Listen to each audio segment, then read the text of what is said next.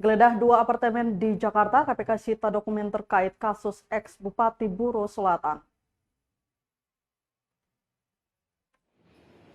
Di penyidik Komisi Pemberantasan Korupsi atau KPK telah selesai melakukan penggeledahan di wilayah Jakarta Pusat Senin 13 Juni 2022.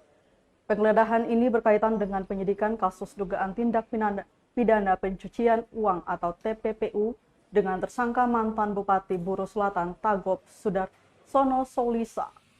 PLT juru bicara penindakan KPK Ali Fikri dalam keterangannya Selasa 14 Juni 2022 menyebutkan, dalam perkara TPPU dengan tersangka mantan Bupati Buro Selatan, tim penyidik 13 Juni 2022 telah selesai melaksanakan upaya paksa penggeledahan di wilayah Jakarta Pusat.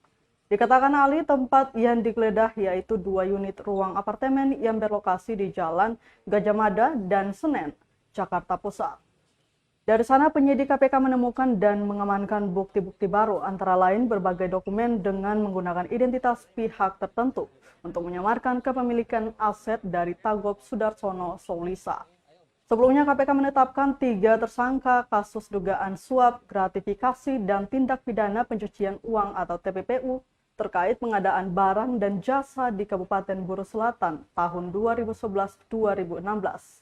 Sebagai penerima suap yaitu Tagop Sudarsono Soulisa dan Johnny Reinhard Kasman dari pihak swasta, sedangkan sebagai pemberi suap yakni Ivana Kwelju selaku Direktur PT Vidi Citra Kencana.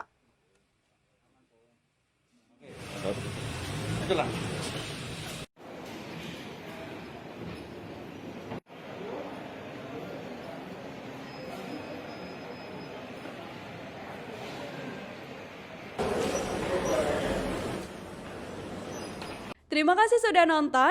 Jangan lupa like, subscribe, dan share ya.